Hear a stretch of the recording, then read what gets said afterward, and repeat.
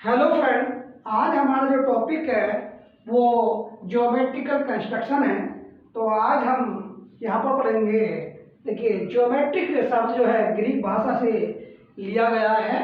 जियो का अर्थ होता है धरती और मेट्रिक अर्थ है मापना। जैसा कि आप देख पा रहे होंगे, इंजीनियरिंग ड्राइंग में ये बहुत ही जरूरी है कि ज्योमेट्रिकल कंस्ट्रक्शन प्रॉब्लम के बारे में पूरा ज्ञान हो। वह आगे जाने से पहले अच्छे अच्छे काम के लिए ज्योमेट्रिकल के टर्म्स के बारे में पूरा ज्ञान होना बहुत ही जरूरी है। देखिए, यदि हम इंजीनियरिंग ड्राइंग पढ़ रहे हैं तो हमें इंजीनियरिंग ड्राइंग में ज्योमेट्रिकल कंस्ट्रक्शन का पूरा ज्ञान होना आवश्यक है। तो यहाँ पर इस वीडियो में हम पढ़ेंगे आज जो है ज्योमेट्रिकल ड्राइंग के विषय में। देखिए, नेक्स्ट आगे चलते हैं। देखिए, ज्योमेट्रिकल कंस्ट्रक्शन पूरी जानकारी हिंदी में व्हाट इज पॉइंट। देखिए, पहला पॉइंट से स्टार्ट करते हैं। पॉइंट किसे कहते हैं? पॉइंट एक सिंपल पोजीशन है। पॉइंट वह होता है जो स्थान को प्रकट करता है। इसे आमतौर पर एक स्मॉल पॉइंट से दर्शाया जाता है। इसका कोई परिमाण नहीं होता है। देखिए, पॉइंट क्या होता है, आप यहाँ देख पा रहे होंगे। पॉइंट, इसका कोई परिमाण नहीं होता है। और ये क्या होता है, एक स्थान घेरता है, एक पोजीशन मतलब स्थान घेरता है। ना इसकी लंबाई होती, ना इसकी चौड़ाई होती, ना इसकी ऊंचाई होती। तो नेक्स्ट आगे चलते हैं। देखिए, लाइन। अब आते हैं लाइन। लाइन किसे कहते हैं? देखिए, लाइन दो बिंदुओं को परस्पर मिलाने पर उनके बीच में जो हमें डिस्टेंस मिल रही है वो हमारी क्या कहलाती है? लाइन कहलाती है। जैसा कि आप देख पा रहे हैं, लाइन स्ट्रेट हो सकती है, लाइन टेढ़ी हो सकती है। लेकिन केवल क्या है कि दो बिंदुओं के बीच की जो डिस्टेंस है उसे हम लाइन कहते हैं। जैसे यहाँ पर दिखा है, a line is that which has length but no width. देखिए, मतलब चौड़ाई रहित दूरी को लाइन कहते हैं। मतलब लंबाई तो आपने देखा होगा कितनी लंबी होती है, लेकिन ये नहीं देखा इतनी चौड़ी लाइन होती है। तो हम कह सकते हैं दो पॉइंटों के बीच के डिस्टेंस को हम लाइन कह सकते हैं। नेक्स्ट आगे चलते हैं। देखिए, यहाँ पर देखते हैं स्ट्रेट लाइन, सीधी रेखा क्या है? देखिए, एकदम बिल्कुल सीधी, वो कभी भी वो मुड़ेगी नहीं, वो एकदम स्ट्रेट चलेगी। उसे हम कहते हैं स्ट्रेट लाइन। देखिए, आपने देखा होगा यहाँ पर स्ट्रेट लाइन। इसी प्रकार देखिए, पैरेलल लाइन क्या होती है? जिसको हम समानांतर रेखा कहते हैं। यह एक रेखा पटरी के समान होती है जो आपस में समान दूरी पर हो, किसी भी दिशा में बढ़ाने पर न मिले। देखिए, ये जो लाइन होती है हमारी, ये इस तरह की लाइन होती है। देखिए, ये रेल की जो पटरी होती है उसके समान होती है। जो ये आगे तक कंटिन्यू जहां तक भी जाए, मतलब कहीं तक भी लेकर जाएंगे हम, वो आपस में क्रॉस नहीं करेंगे एक दूसरे को, और इसे हम पैरेलल लाइन कहते हैं। आप देख पा रहे होंगे, ये पैरेलल लाइन है। ये कहीं जब भी हम आगे बढ़ाएंगे कंटिन्यू, ये आपस में क्रॉस नहीं करेंगे। इस लाइन को बोलते हैं पैरेलल लाइन। नेक्स्ट आगे देखिए, कन्वर्जिंग लाइन। देखिए, यहाँ पर एक कन्वर्जिंग लाइन, असमांतर रेखा क्या है? वह लाइन जो एक दिशा में बढ़ाने पर आपस में मिल जाती है, वह दूसरी ओर बढ़ाने पर फैल जाती है, उसे कन्वर्जिंग लाइन कहते हैं। देखिए, जैसा कि आप देख पा रहे होंगे, ये लाइन क्या है कि एक दिशा में मिलाएंगे आप तो वो दो एक दिशा में स्टार्ट हो रहे हैं, तो एक दिन मिल जाएगी, दूसरी तरफ क्या हो जाएगी? फैल जाएगी। जैसे आप देख रहे हैं, इसे मैं आगे कंटिन्यू बढ़ाऊंगा तो ये लाइन एक तरफ क्या हो जाएगी? क्रॉस कर जाएगी, दूसरी तरफ क्या हो जाएगी? फैल जाएगी। इसे असमानांतर रेखा भी कहते हैं। नेक्स्ट आगे चलिए, ये आता है कर्व लाइन। देखिए, टेढ़ी मेढ़ी रेखा। तो टेढ़ी मेढ़ी रेखा क्या होती है? ये समय के साथ अपनी डायरेक्शन चेंज करती रहती है, हर समय अपनी डायरेक्शन चेंज करती है। जैसे आप देख पा रहे होंगे, ये लाइन कभी भी सीधी नहीं होती है और लाइन खींचते समय अपनी दिशा चेंज कर लेती है। यह लाइन सांप के आकार में होती है। जैसा कि आप देख रहे हैं कि स्ट्रेट लाइन थी, वो एकदम बिल्कुल सीधी थी, और ये क्या है कि प्रत्येक समय पर प्रत्येक अपनी डायरेक्शन चेंज करती रहती है। इसे हम क्या बोलते हैं? टेढ़ी मेढ़ी रेखा कहते हैं। नेक्स्ट आप चलते हैं। देखिए, हॉरिजॉन्टल लाइन। देखिए, यहाँ पर आप देख रहे हैं हॉरिजॉन्टल लाइन, जो लाइन धरातल जो हमारी पृथ्वी है उसके पैरेलल होगी, मतलब उसके समानांतर होगी, उसे हम हॉरिजॉन्टल लाइन कहेंगे। देखिए, आप देखिए, इसको हिंदी में हम क्षैतिज रेखा भी कहते हैं। हिंदी में इसको क्या कहते हैं? क्षैतिज रेखा कहते हैं। नेक्स्ट आगे चलते हैं। देखिए, नेक्स्ट आता है वर्टिकल लाइन, जो हमारे धरातल के लंबवत होती है, मतलब खड़ी स्थिति में होती है। यदि जैसे मैं आपके सामने खड़ा हूं, मैं किसमें हूं?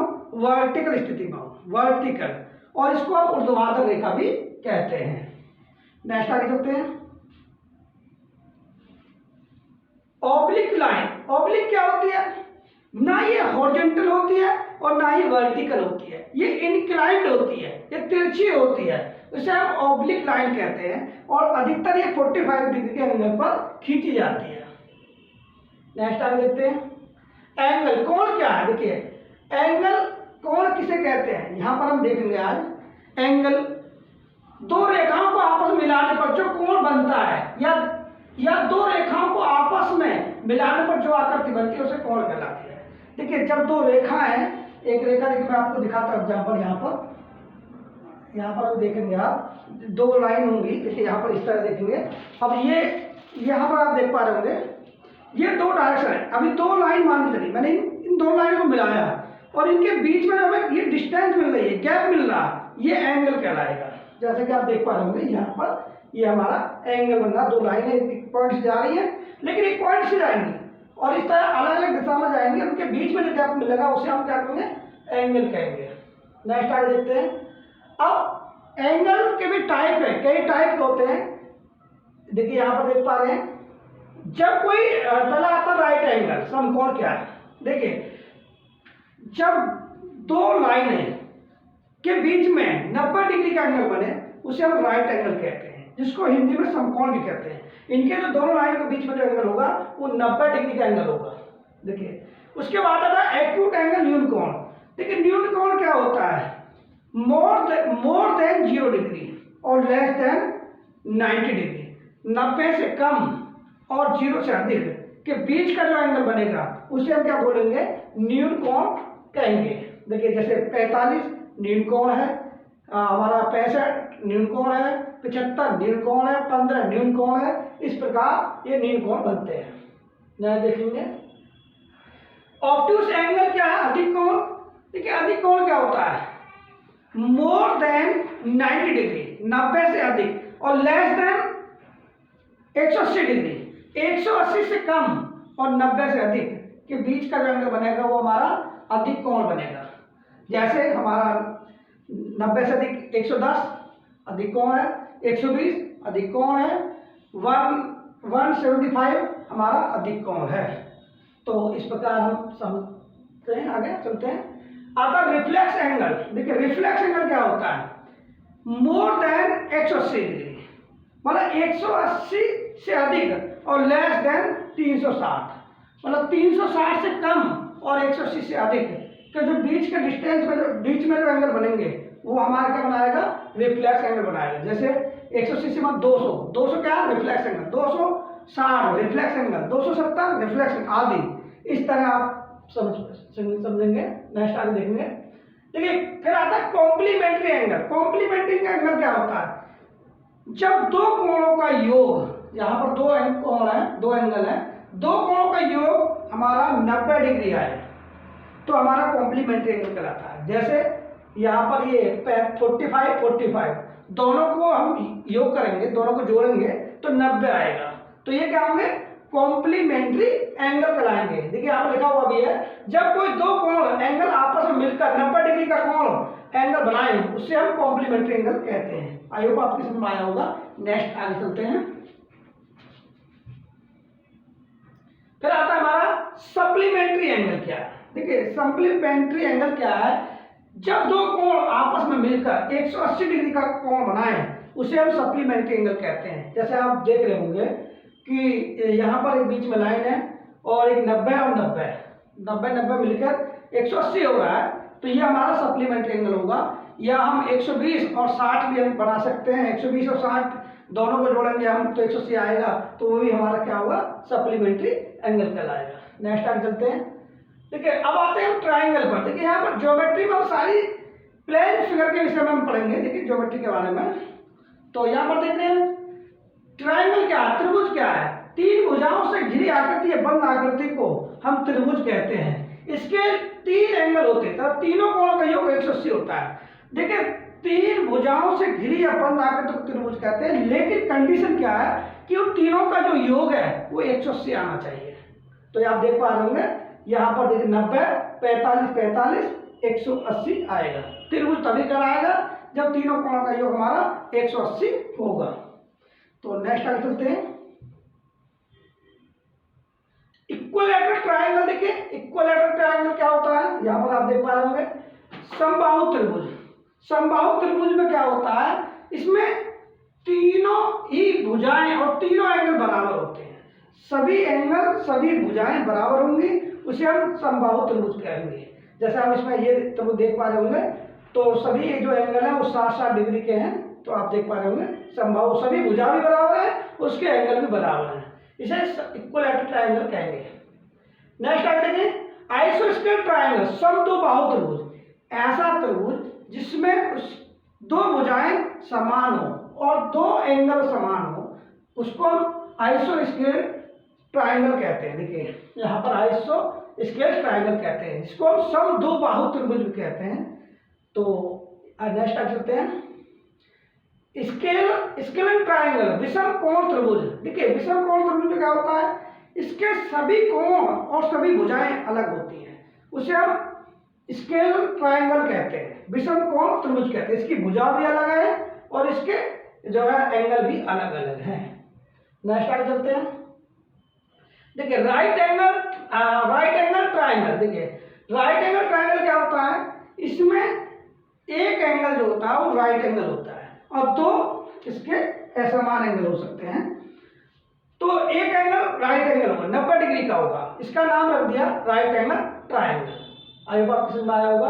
नेक्स्ट आगे चलते हैं। देखिए एक्यूट एंगल ट्रायंगल। देखिए यहाँ पर देख पा रहे हैं हम एक्यूट एंगल ट्रायंगल में देखेंगे, इसमें सभी जो एंगल हैं हमारे एक्यूट होंगे, न्यून कोण होंगे, 90 से कम होंगे।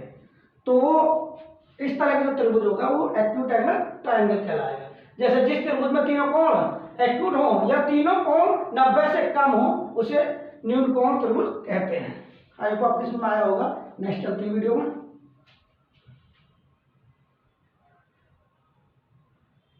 देखिए नेक्स्ट आगे चलेंगे, बनाते हैं हम। देखिए बैक आते हैं।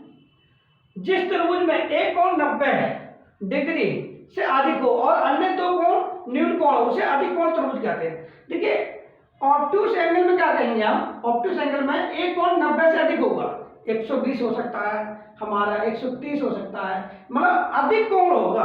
बाकी हमारे दो कोण न्यून कोण होंगे, वो हमारा ऑब्ट्यूस एंगल ट्रायंगल कहलाएगा। नेक्स्ट आगे चलते हैं। देखिए अब यहाँ पर हम देख पाते हैं, देखिए वर्टेक्स का नाम सुना होगा आपने, आधार के सामने वाले बिंदु को वर्टेक्स कहते हैं। जैसे देखिए यहाँ पर ये हमारा ट्रायंगल है और इसका जो पॉइंट जो होता है इसे हम वर्टेक्स कहते हैं। आधार बेस के सामने वाले बिंदु पॉइंट को शीर्ष वर्टेक्स कहते हैं। चलिए नेक्स्ट आगे चलेंगे। वर्टेक्स की समझ होंगे। क्वाड्रिलेटरल क्या है, देखिए जिसको हम चतुर्भुज कहते हैं। देखिए चतुर्भुज क्या होता है, इसकी 4 भुजाएं होती हैं और 4 इसके एंगल होंगे और चारों एंगल का योग 360 होगा। यहाँ पर आप देख पा रहे हैं चारों एंगल का योग कितना होगा, 360 होगा, तब हमारा चतुर्भुज बनेगा। नेक्स्ट आप देखेंगे स्क्वायर। देखिए यहाँ पर हम देख पा रहे होंगे स्क्वायर की बात कर रहे हैं हम। देखिए यहाँ पे स्क्वायर क्या, वर्ग की सभी भुजाएं समान होती हैं और सभी एंगल 90-90 डिग्री के होते हैं। देखिए इसकी चारों जो भुजाएं होंगी वो एक समान होंगी और चारों एंगल कितने होंगे, 90-90 डिग्री के होंगे। तो आई होप आपके समझ में स्क्वायर भी आया होगा। नेक्स्ट आगे चलते हैं। रेक्टेंगल क्या होता है, देखिए रेक्टेंगल बना के दिखाते हैं। देखिए अब आपको आयत का प्रत्येक कोण 90 डिग्री का होता है, तो आमने सामने की भुजाएं बराबर होती हैं, तथा चारों कोण 360 डिग्री के होते हैं। तो इसकी आमने सामने की भुजाएं क्या होंगी, एक दूसरे के बराबर होंगे, पैरेलल होंगी और सभी एंगल कितने के होंगे, 90 डिग्री। चारों भुजाएं इसमें समान नहीं होती हैं, ये क्या होता है, रेक्टेंगल कहलाता है। नेक्स्ट आगे चलते हैं। नेक्स्ट चलिए देखिए ये क्या बनता है, ट्रापेजॉइड।